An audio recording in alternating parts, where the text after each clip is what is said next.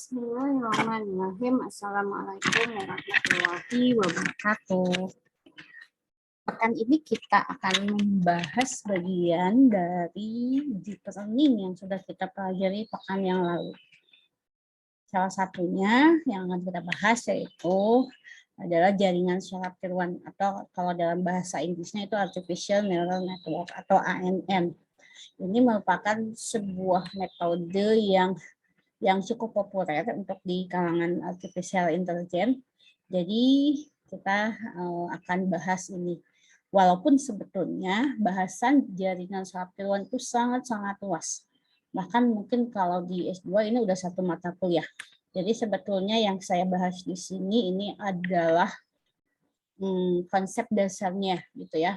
Anda bisa mengembangkan nanti ketika misalnya tugas akhir, Anda membuat proyek yang berbasis JST, maka itu bisa ini yang saya terangkan dijadikan basic untuk pemahaman Anda untuk belajar lebih jauh lagi tentang ANN. Oke, yang pertama itu sebetulnya yang namanya artificial intelligence, artinya kecerdasan buatan, memang inspirasinya adalah konsep-konsep di dalam di makhluk hidup gitu ya. Nah, yang ANN ini namanya jaringan syaraf tiruan tentu terinspirasi oleh adanya jaringan syaraf pada manusia gitu ya. Nah, ini juga jadi kita adopsi ke dalam ilmu komputer bagaimana menerapkan sistem kerja jaringan syaraf pada manusia ke mesin. Sistem saraf pada manusia itu kita punya soma itu selnya ya, dendrit. Nanti kita bahas perbandingannya dendrit untuk inputnya.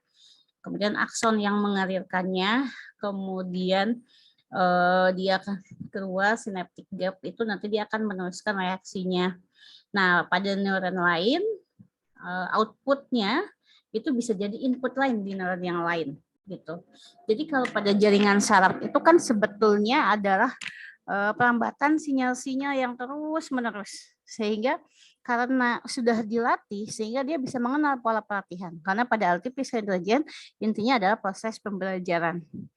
Jadi kita dilatih misalnya ketika kita membiasakan makan cabai, maka si saraf itu akan dilatih, oh ini pedas. Oh, ini pedasnya level 1. Oh, ini pedasnya level 10. Oh, kalau pedas level 1 cukup panas di mulut.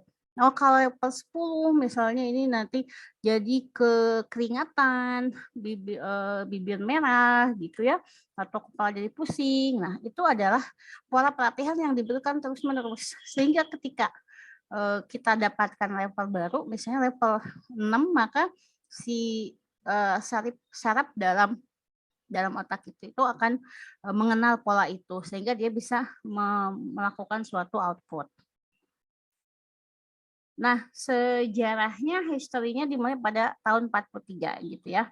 Itu sebetulnya mereka memodelkan sebuah jaringan saraf dengan rangkaian listrik. Tapi saat itu mungkin karena teknologinya enggak sebagus sekarang, itu cuma pemodelan saja. Nah, itu kemudian jadi inspirasi ke depannya bagaimana perkembangan jaringan saraf tiruan sampai saat ini gitu ya. Awal 50 terus berjalan lagi, kemudian agak stuck mulai lagi tahun 80 karena tahun 80-an itu kita sudah mulai mengenal programming. Nah, disitulah ANN kemudian mulai berkembang lagi sampai saat ini perkembangannya cukup banyak gitu ya. Anda bisa mulai kalau Anda tertarik untuk tugas akhir tentang ANN bisa mencari paper-paper yang simple dulu, misalnya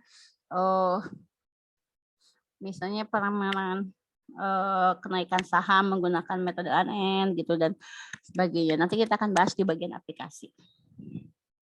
Nah, prinsipnya pada jaringan saraf tiruan itu yang paling penting pada JST itu ditentukan oleh 3 hal, yaitu arsitekturnya, algoritmanya, dan kemudian fungsi aktivasinya. Arsitektur jaringan itu adalah pola hubungan antar neuronnya. Jadi kan sebetulnya neuron itu nggak satu, kita dalam tubuh itu ada bermiliar-miliar mungkin ya. Kemudian ke algoritmanya, bagaimana metodenya, bagaimana proses trainingnya, bagaimana kita melatih si neuron itu supaya bisa menghasilkan output yang sesuai. Kemudian ada fungsi aktivasi. Fungsi aktivasi ini semacam fungsi bagaimana untuk mengaktifkan si input yang didapat untuk menghasilkan output yang diinginkan. Nanti kita bahas lebih lanjut di slide selanjutnya. Nah, konsep dasarnya kalau kita lihat ini yang tadi soma itu ya, ini neuron, satu neuron. Ini adalah ada nucleusnya, kemudian dendritnya. Dendrit ini soma itu dalam inti selnya, nukleusnya kita umpamakan kalau di dalam artifisialnya itu ada sebuah node. Kemudian dendritnya yang bagian terluar ini kita umpamakan sebagai sebuah input. Kemudian sinapsnya ini yang menyampaikan banyak sedikitnya input yang diberikan gitu ya. Kita kalau dalam artifisial itu kita umpamakan sebagai wave atau bobot atau interkoneksi gitu ya. Sedangkan akson ini yang akan menghasilkan suatu reaksi hasil dari input tadi, kita disebut sebagai output. Output si akson di sini bisa jadi dia akan menjadi input dari neuron selanjutnya. Apa bedanya yang biological neural network dengan artificial neural network? Secara proses, ANN itu cepat. Kalau BNN itu slow but sure gitu ya, lambat. Tapi dia proses pembelajarannya bersifat, karena dia bersifat paralel, jadi bisa bisa mempelajari dalam satu hal dalam satu waktu gitu ya. Sama juga messenger parallel cepat, kalau artificial itu cepat. Kenapa cepat? Karena memang pada ANN itu kita node-nya paling tinggi itu 10^4 10.000 node. Sedangkan aslinya pada jaringan saraf manusia itu kita itu sampai mencapai 10^11 neuron, dan interconnection-nya atau tadi output-nya itu mencapai 10^15, sedangkan kita di artificial belum mencapai 10^4, sehingga mungkin itu yang menyebabkan dia jadi cepat gitu ya. Dan itu juga tergantung pada aplikasinya, juga pada rancangan jaringannya. Tapi pada artificial itu sangat tegas. Kalau misalnya di awal disebutkan kalau kamu begini harus begitu, gitu, maka dia akan tetap seperti itu, terstruktur dan terformat. Dan kalau pada biologicalnya, pada yang aslinya, ketika ada suatu hal yang ambigu, itu bisa mentolerir gitu. Makanya ini mungkin masukannya bisa digabungkan dengan ke fuzzy logiknya. Kalau pada artificial ini sangat presisi. Toleransi yang sistem toleransi kesalahan kalau pada artificial maka tidak toleran ya, karena tadi yang presisi itu gitu. Kemudian penyimpanan kalau di jaringan saraf yang aslinya disimpan di sinapsis, kalau pada artificial itu dia disimpan dalam lokasi memori yang bersifat kontinu. Sehingga karena memang salah satu tantangan kita di saat ini kan sebetulnya masalah memori ya. Ini kita 10^4 node saja tentu membutuhkan banyak memori. Sedangkan kalau ini ada 10^11 neuron, kita cukup dengan otak kecil gitu ya. Nah, itu yang akan jadi tantangan ke depannya. Nah, prinsipnya pada jaringan saraf tiruan, X itu adalah input, Y itu adalah Y itu tadi bisa disebut dia yang somanya, node-nya gitu ya. Jadi si Y itu akan menerima input dari X1, X2, dan X3 dengan nilai bobot yang berbeda-beda. W1, W2, W3 itu adalah bobot. Jadi 3 input nol yang ada dijumlahkan setelah setiap input dikalikan. Jadi netnya adalah bobot X1 yang W1 dikali dengan input X1. Sehingga besarnya input yang diterima oleh Y itu mengikuti fungsi aktivasi. Jadi Y ini adalah fungsi aktivasi dari net. Nah, itu nanti tergantung fungsi aktivasinya seperti apa. Jika nilai fungsi aktivasi ini kuat, maka sinyal akan diteruskan. Jadi sama seperti misalnya ketika kita jatuh, kalau sakitnya sedikit ya udah jatuh selesai gitu. Tapi ketika rasa sakitnya tinggi, maka sinyal akan meneruskan ke mulut misalnya dengan teriak atau kemudian ke mata dengan mengeluarkan air mata gitu ya. Jadi ini tergantung pada fungsi aktivasinya. Kita lihat videonya. Nah, ini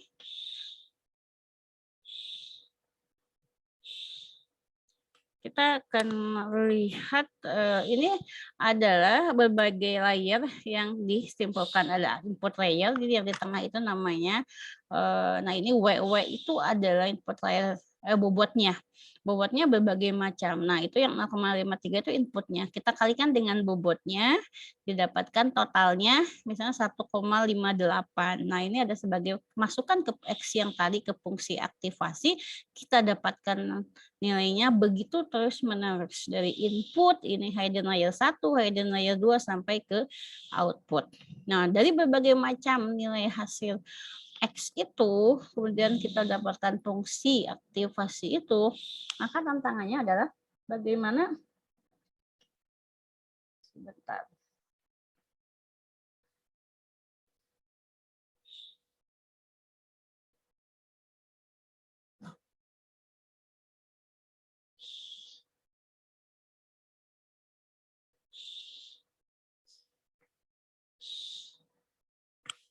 Kita ulang lagi ya. Nah, pada neural network itu ada kita bagaimana si input itu kita punya node-node layer input. Nah, itu layersnya. Kemudian di tiap layers itu kita punya bobotnya. Kemudian nilai input, kemudian kita kalikan dengan nilai inputnya dengan kali bobotnya sehingga kita dapatkan nilai hasilnya. Sebentar.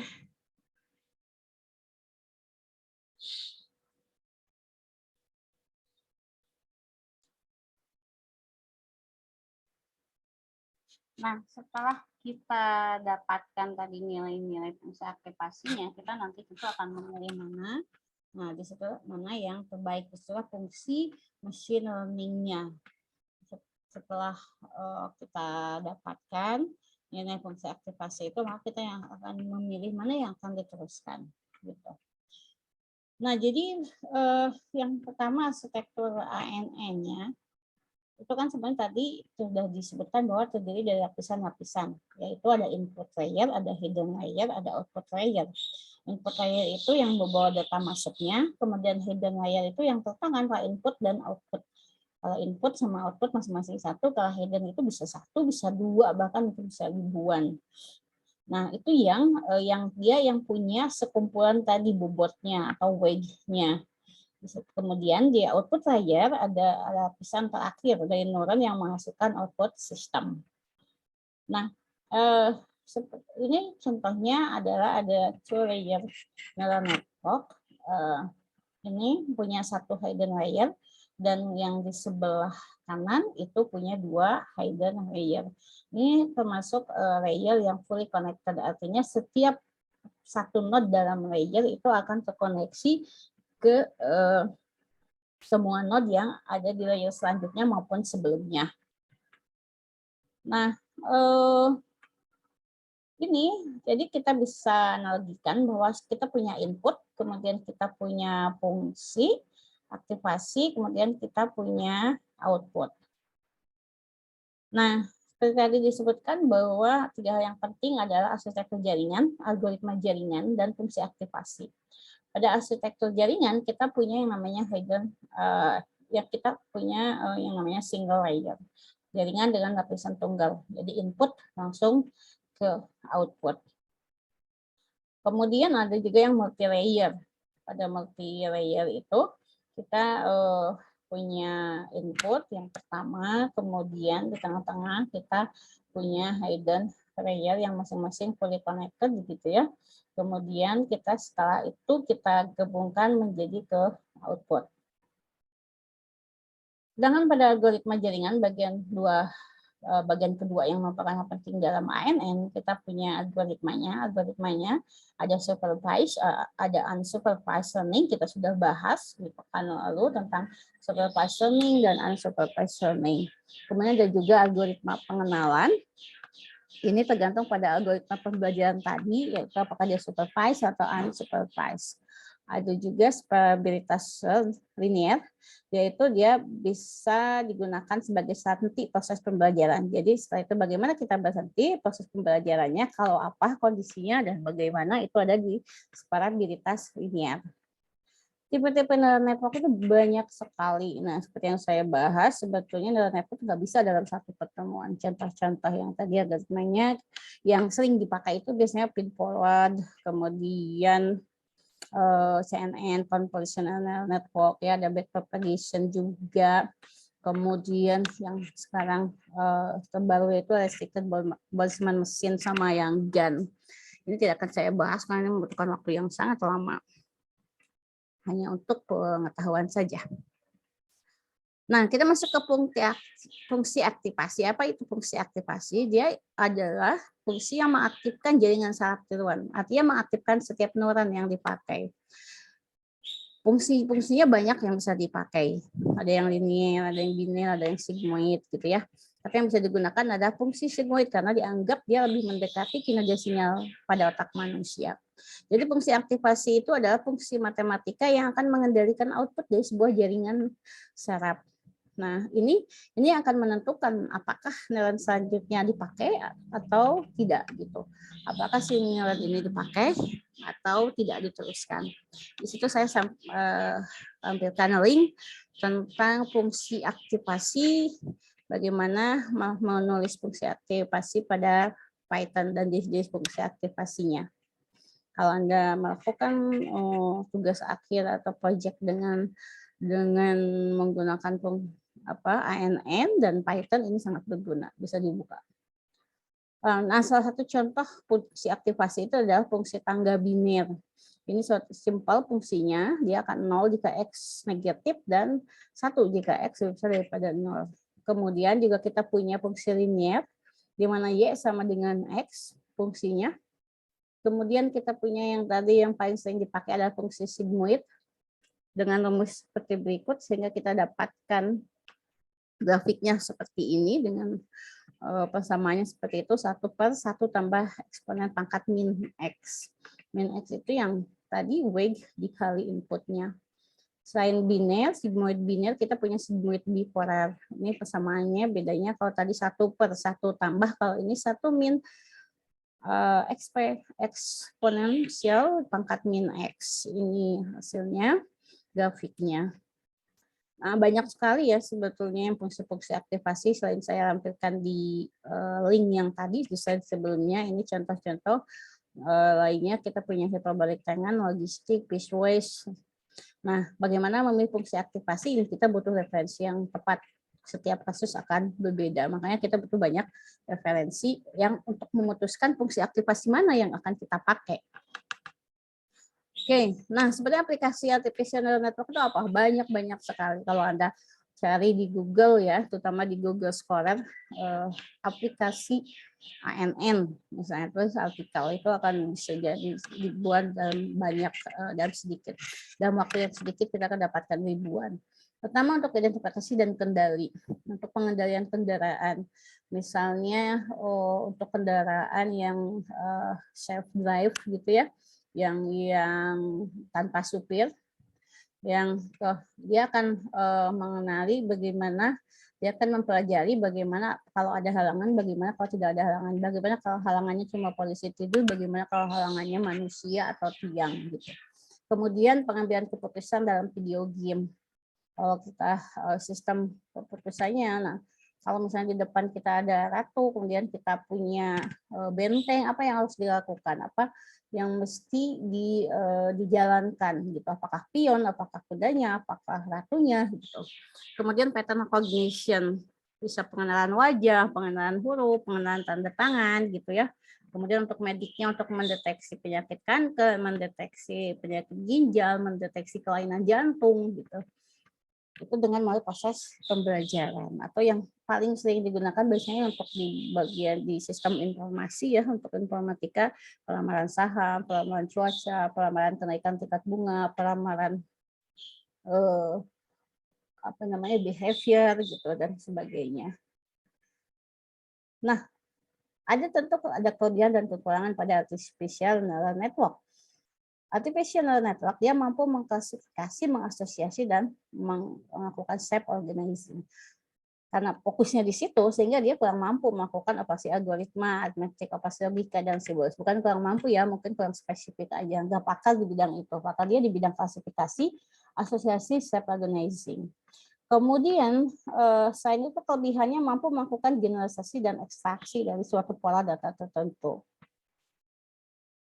Kemudian juga punya kemampuan untuk self organizing, kemudian memiliki fault tolerance. Gangguan dapat dianggap sebagai noise saja.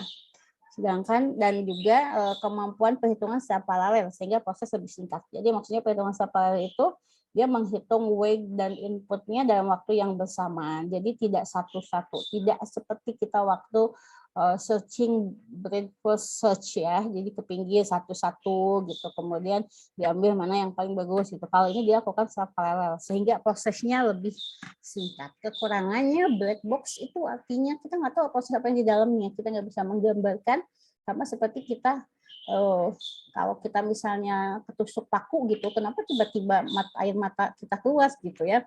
Pokoknya yang penting outputnya adalah air mata kita keluar. Prosesnya di dalamnya itu black box. Karena tadi spesialis di klasifikasi, asosiasi, dan self organizing, maka ANN itu kurang mampu untuk operasi numerik, operasi yang tinggi, operasi logika, operasi simbolis gitu ya. Kemudian walaupun prosesnya lebih singkat, sebetulnya yang lama adalah proses trainingnya.